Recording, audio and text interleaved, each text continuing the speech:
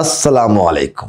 আজকে আপনাদের সাথে আমি একটু শেয়ার করব একটা কমন কারণ, যে কারণে আপনাদের ঘাতক ব্যাধি, হার্ট অ্যাটাক, ব্রেন স্ট্রোক বা লাং ক্যান্সার হয়ে থাকে। সেটা হলো গিয়ে ধূমপান। ধূমপান এখন আমাদের সমাজে একটা স্টাইল হয়ে গেছে।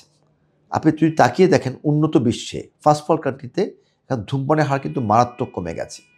বিভিন্ন সিগারেটের প্যাকেট এখন বাধ্যতামূলক করা হচ্ছে লেখা ধূমপান বিষ পান। আরও কোনো কিছু দেশে লেখা হয় ধূমপান মৃত্যুর কারণ।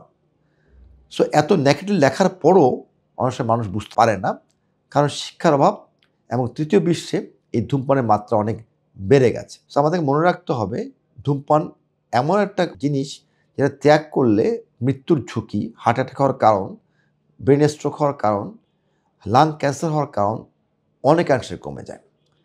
সো যারাই ধূমপান করেন, ধূমপান বলতে শুধু সিগারেট খাওয়া না, যেসব বস্তুর মধ্যে নিকোটিন আছে যেমন জর্দা, গুল, তামাক পাতা, এই ধরনের যে কোনো জিনিস, এখন মডার্ন স্টাইল অফ ভেপেও কিন্তু নিকোটিন আছে। এগুলো আপনি ধীরে ধীরে কমিয়ে পরিত্যাগ করুন।